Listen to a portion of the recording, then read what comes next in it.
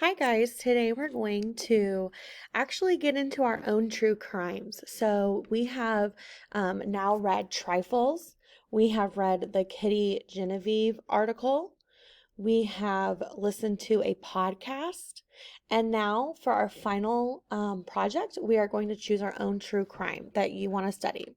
So I have posted a database where you can go and search a whole bunch of different true crimes. You can also go to like history.com. You can go into just Google and, look up different true crimes. You could maybe even look at your Netflix or Hulu and look at something that maybe has been posted or like documentaries. And then if you're interested in those would be articles you could search up. So you really are not limited. Okay. You get to kind of choose whatever you want, which is really nice. There's going to be a lot of steps to this, but I don't want you to stress because I'm going to give you time and I'm going to give you a lot of databases and resources to use. So everything should go in simple steps. If you just stay at our pace and just stick to it, you should be able to get it all done and not feel very stressed.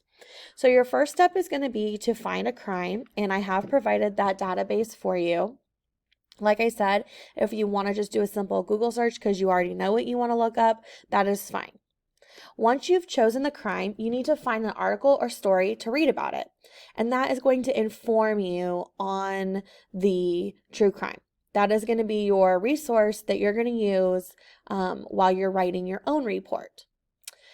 So just like we've been filling out that graphic organizer, the evidence chart, which is the explicit detail chart, you're going to fill it out one last time over the article that you have chosen for the true crime that you have chosen to do your final project over.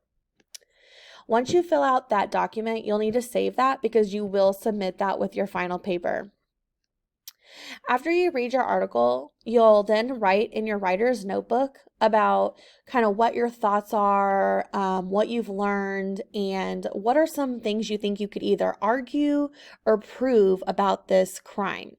So you've read the article about the chosen true crime that you have chosen, and now you're going to be trying to come up with a working thesis.